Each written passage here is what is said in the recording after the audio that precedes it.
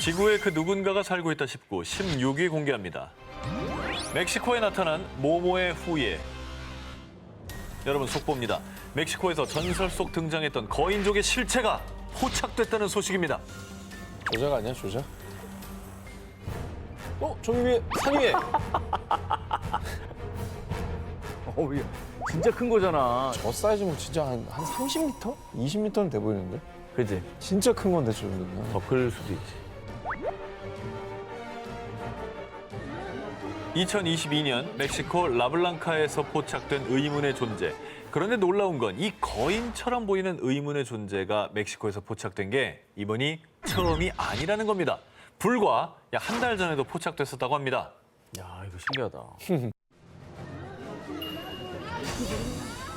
저 사이즈 봐요. 저기 뭐야, 위에 언덕 위에 뭐 하나 걸어가는 거 아니야, 지금? 멀리 보이는 산인데 저 사이즈 봐요, 사이즈. 놀래서 제대로 찍지도 못했네.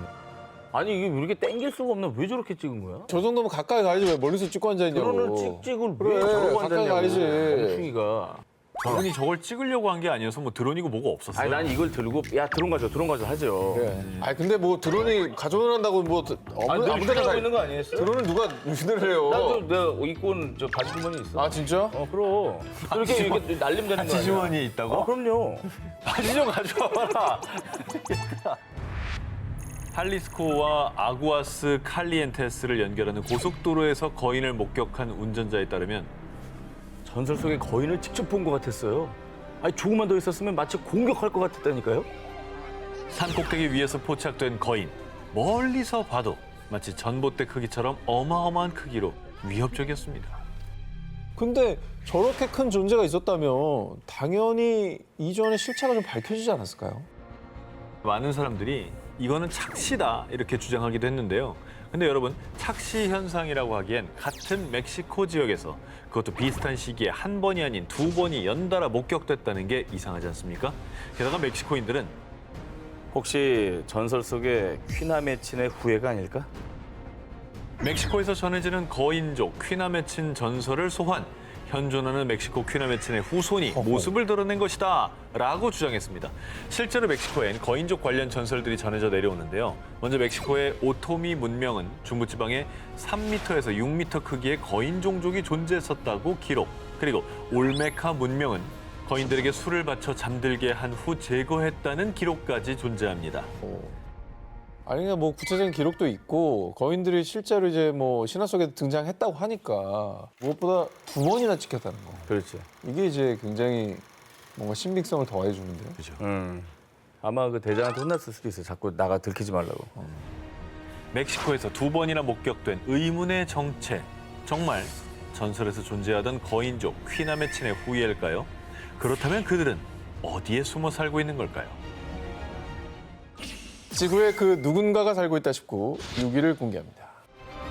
동물원 CCTV에 포착된 모모. 지난 2022년 미국 텍사스주 에머릴로시의 한 시립동물원.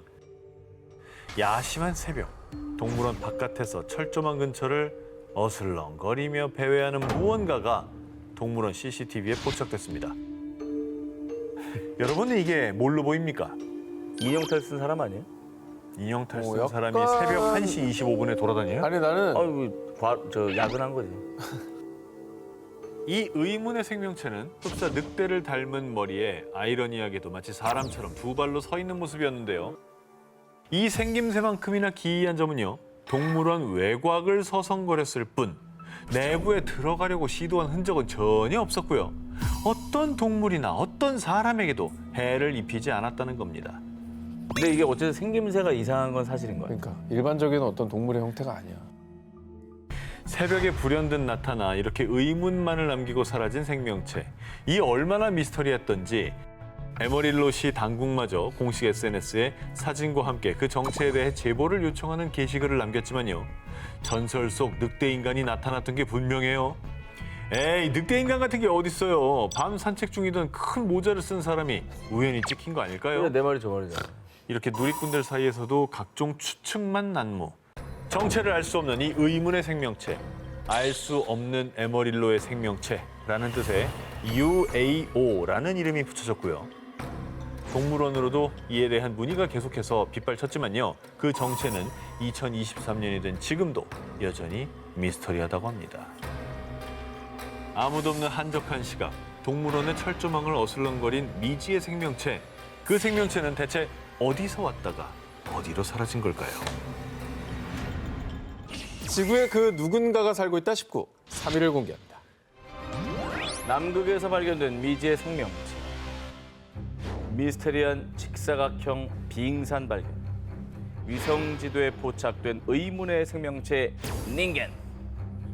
아직도 베일에 쌓인 채 꾸준히 연구되고 있는 미지의 공간 남극. 그런데 2021년 2월 남극에서 또 다른 미지의 생명체가 출몰했다고 합니다. 남극은 굉장히 미지의 공간이기 때문에 뭔가 또 계속 뭐 발견이 되잖아요, 그죠? 뭐 나왔어요, 이번엔? 남극의 해역 웨들해의 필크너 론느 빙붕 아래 영국 남극 조사단이 퇴적물 샘플 수집을 위해서 약 900m 두께의 얼음층을 뚫고 바닷속으로 내려보낸 카메라에서 돌에 붙어있는 미지의 생명체를 발견한 것입니다. 뭔가 뭐 이렇게 작대기 같은 게 있네. 영국의 남극 조사단은 1957년부터 남극을 수없이 조사했습니다. 남극 전문가인 휴 그리피스 박사조차 이런 곳에 생명체가 살 수 없다고 생각했기 때문에 영상을 보고 정신이 나갈 정도였습니다. 그러니까 깊은 바다는 거의 사막이라고 보면 됩니다. 영양분도 없어요. 없죠. 전혀 없죠. 플랑크톤이 있겠냐고. 예. 분석 결과 돌에 붙어있던 것의 정체는 미상의 해양동물 개체로 추정. 조사단은 애초에 바닥이 지늘길 거라고 예상했지만 바위에 부딪히자 1차 당황. 바위 표면에 생존한 고착동물을 발견하자 또다시 당황했습니다. 그 이유는 이 몇 년간 영양 섭취 없이 생존을 이어갔을 것으로 추정됩니다. 바다 온도가 영하인 곳에서 생물이 서식하기 매우 어려운데 정말로 놀랍습니다. 남극 빙붕 아래 수온은 영하 2도로 매우 낮고요. 또 햇빛이 전혀 들지 않기 때문에 광합성도 불가능합니다. 먹이도 없는 암흑 속에서 대체 어떻게 이 생명체들이 살아왔냐는 것이죠. 특히 빙붕 아래에서 바다벼룩, 갑각류 같은 작은 동물들이 소수 목격된 적은 있지만요. 이번처럼 넓은 장소에서 집단적으로 발견된 적은 전무후무한. 이에 충격에 빠진 학계는 생물이 살 수 없는 환경에서 생존한 것에 대해 조사가 더 필요하다고 밝혔습니다. 신비롭지 않습니까? 아, 정말 특이합니다.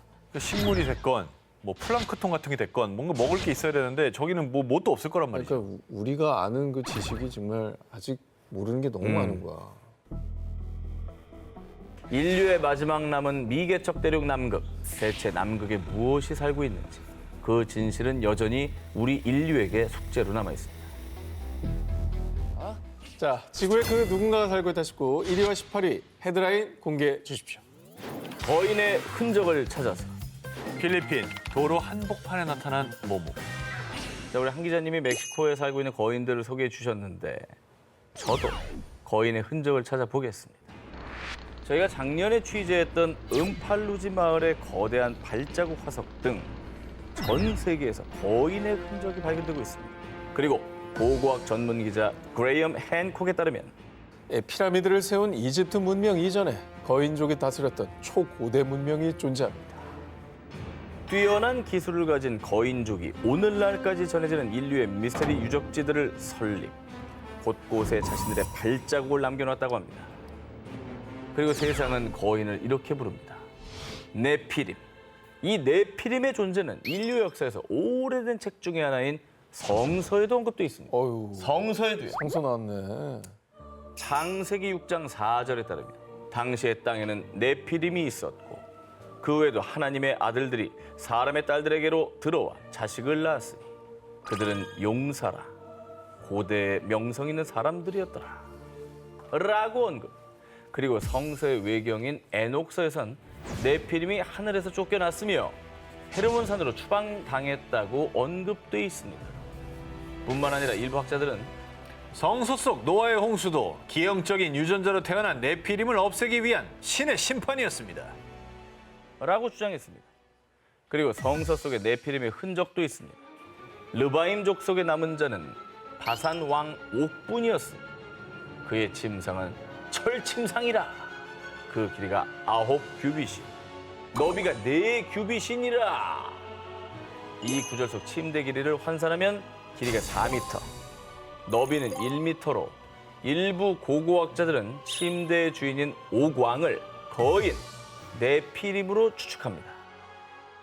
근데 폭이 1m인 거는 지금 우리 침대랑 비슷한 거예요. 그냥 저거는 침대 위에 뭔가 장식이 돼 있었던 거라고 봐야지. 아니죠. 거인이 자기의 폭은 우리랑 비슷하게 써도 돼요.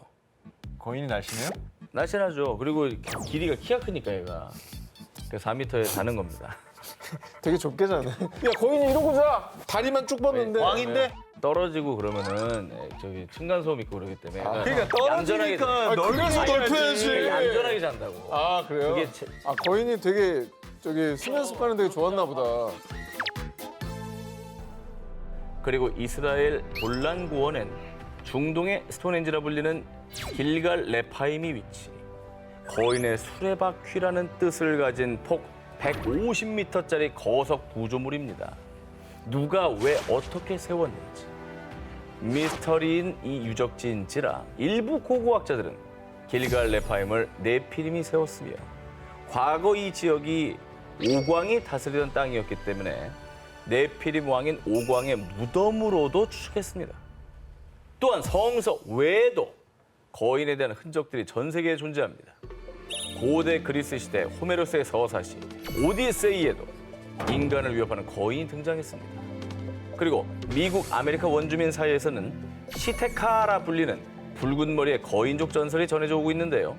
그리고 앞서 한 기자님이 소개해 주셨던 멕시코 전설 속 거인 퀴나메친의 흔적까지 이렇게 곳곳에는 거인들이 살았다는 무수히 많은 흔적들이 존재하는 것입니다. 자, 그렇다면 그들은 도대체 왜 어떻게 하루아침에 감쪽같이 사라진 걸까요? 혹시 지금도 어딘가에 숨어 있지 않을까요? 오늘의 1위는요? 1위는 거인의 흔적을 찾아서입니다.